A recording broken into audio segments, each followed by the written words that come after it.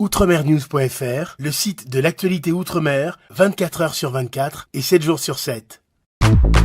Retrouvez la chaîne Outremer News sur YouTube.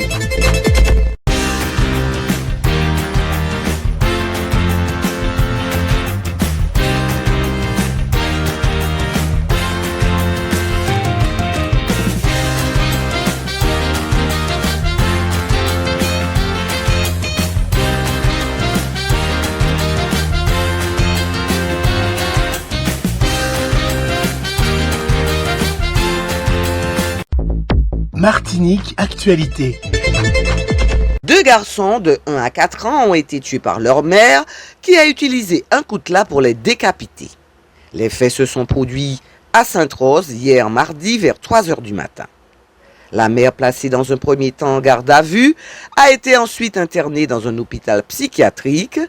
Elle avait été appréhendée par les gendarmes alors qu'elle déambulait toute nue et en état de confusion mentale sur la voie publique. Des chaînes de soutien psychologique ont été mises en place pour toutes les personnes présentes lors de la découverte des corps mutilés des enfants. L'affaire de la fusillade qui avait eu lieu près de la boîte de nuit le Maximus joue les prolongations.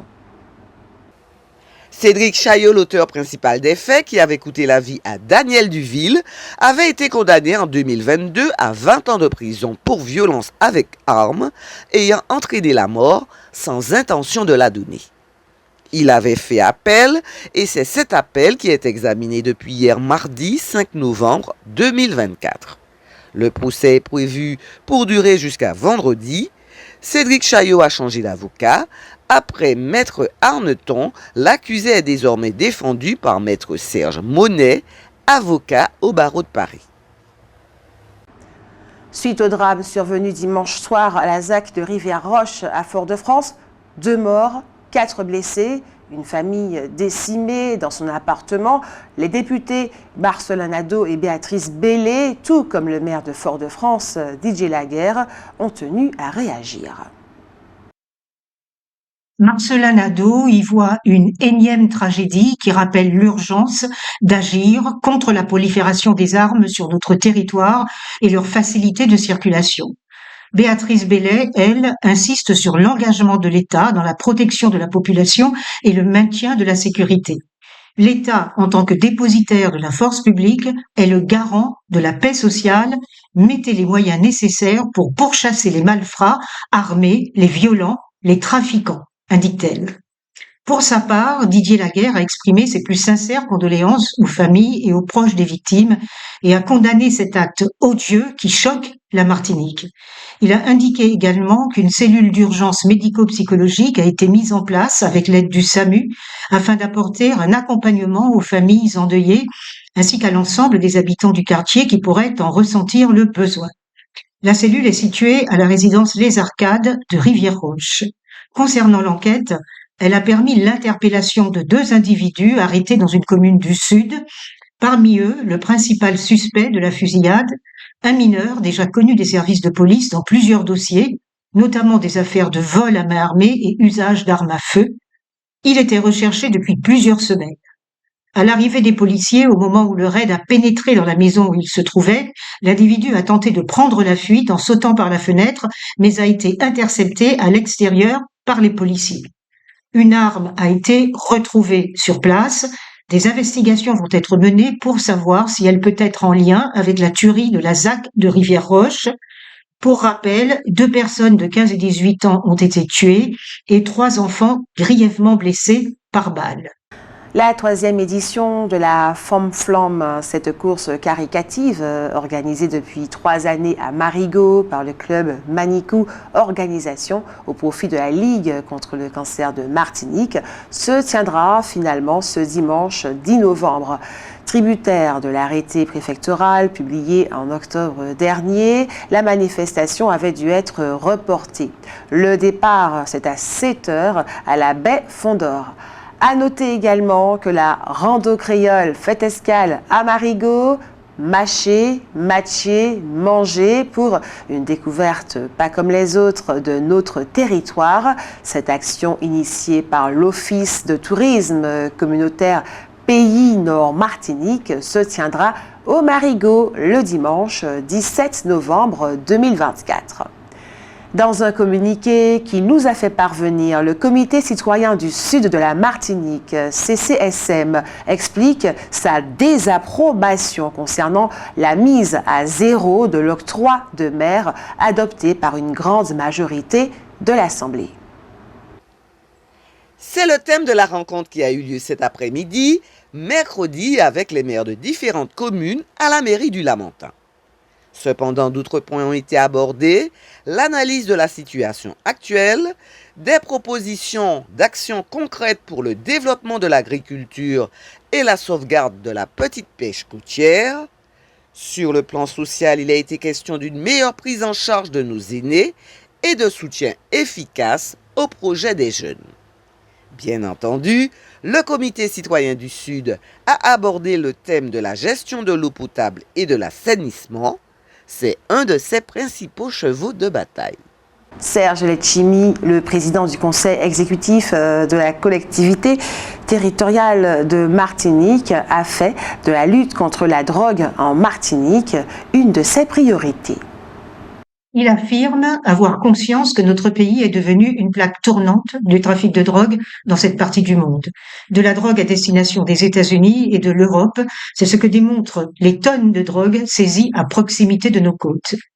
Il rappelle qu'un contrat territorial de prévention et de sécurité a été signé en mars 2024 et qu'il engage l'État à côté de la collectivité territoriale, des communes et des EPCI.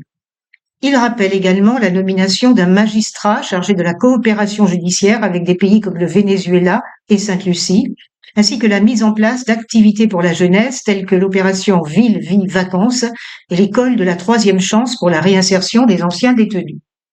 C'est dans ce contexte qu'intervient ce que l'on peut appeler désormais la fusillade de la ZAC de Rivière-Roche.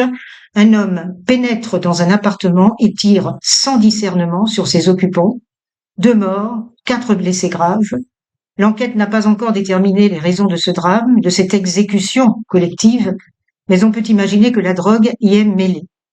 Cette affaire est à suivre car elle signifierait que les règlements de compte n'ont plus lieu seulement à l'intérieur des gangs, mais qu'ils s'étalent dans la population. Il y a 2 jours, le lundi 4 novembre, le Conseil exécutif de Martinique, les maires, les membres du bureau de l'Assemblée de Martinique, les chefs de file politique de la CTM présents ou représentés et les présidents des chambres consulaires se sont réunis en conférence territoriale ad hoc, c'est-à-dire pour une raison précise. Cette conférence avait plusieurs objectifs: aborder la crise sociale actuelle, mettre en œuvre le protocole d'objectifs et de moyens de lutte contre la vie chère, signé récemment, et réfléchir à une réforme économique de grande ampleur. Tous ont convenu que les mesures négociées dans le cadre du protocole d'objectifs et de moyens de lutte contre la vie chère constituent une étape essentielle pour baisser les prix des produits et mieux contrôler les chaînes de distribution alimentaire. Tous disent être prêts à promouvoir le concept du tout alimentaire, c'est-à-dire de l'autonomie alimentaire de la Martinique. Ils condamnent les violences commises ces dernières semaines et les dégâts causés aux infrastructures publiques, aux biens privés et aux commerçants. On rappelle que 237 entreprises ont fait des demandes d'activité partielle, 140 entreprises ont été touchées par des dégâts pour un préjudice de 80 à 90 millions d'euros. 1500 salariés sont placés en chômage partiel, dont 300 à 700 qui risquent de perdre leur emploi. Les personnes présentes à cette conférence territoriale ad hoc se sont engagées à apporter leur contribution à la rédaction de la loi de programmation et d'orientation demandée au Premier ministre pour sortir de la vie chère en Martinique, mais également pour poser les bases structurelles d'un nouveau modèle de développement économique permettant la création de richesses et d'emplois, ainsi que la préservation de notre environnement. Elles se sont accordées enfin sur le principe de l'organisation d'un congrès des élus de Martinique avant la fin de l'année 2024. Et vous avez sans plus attendre la parole, c'est l'heure de votre avis compte. Bloquer la Martinique, est-ce la bonne solution? C'est à vous.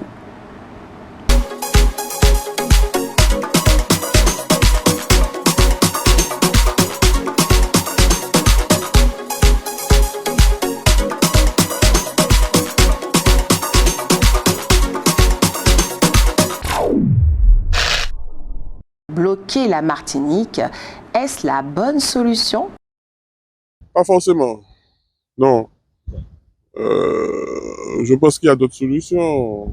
Bon, après, il faut dire ils ont déjà essayé beaucoup de choses aussi, quoi. Mais moi, je dirais non. Voilà. Non. Bloquer la Martinique, en fait, c'est bloquer le peuple. Donc, vaut mieux bloquer les administrations et les politiciens. Et là, on pourra faire quelque chose de concret. C'est une des solutions, à condition que cela se fasse sans blocage, sans violence. Surtout, voilà. Et pour madame? Idem, hein, sans violence. Alors, pour moi, enfin, à mon sens, pas spécialement. Ils connaissent l'adresse de Hayot, ils ont dû bloquer à Capest et puis laisser le Martiniquais continuer sur son territoire, que ce soit les jeunes et les moins jeunes. Mais voilà, à mon avis, bon, c'est pas la solution. Je suis d'accord avec lui. Bloquer la Martinique, est-ce la bonne solution? Non, pas du tout. Parce qu'en fin de compte, c'est le peuple qu'on prend en otage. Voilà. C'est la question que je me pose. C'est la question que je me pose. Je pense que c'est une solution qu'on peut mettre en œuvre parce qu'il faut quand même que ça soit visible, que le mouvement soit visible. Par contre, je pense que brûler des voitures, là par contre, je suis pas d'accord. Parce que c'est le bien des gens qu'on est en train de détruire. Voilà. Je suis mitigée entre les deux. Parce que du coup, ça paralyse la population quand même de se retrouver bloqué pour aller travailler, c'est compliqué. Même pour accéder chez soi, c'est compliqué. Et en même temps, je peux comprendre le combat parce que je trouve qu'en effet, la vie est chère et que ça coûte très cher. Donc, il n'y a pas de souci. Outremernews.fr, le site de l'actualité outre-mer, 24 heures sur 24 et 7 jours sur 7. Retrouvez la chaîne Outremer News sur YouTube.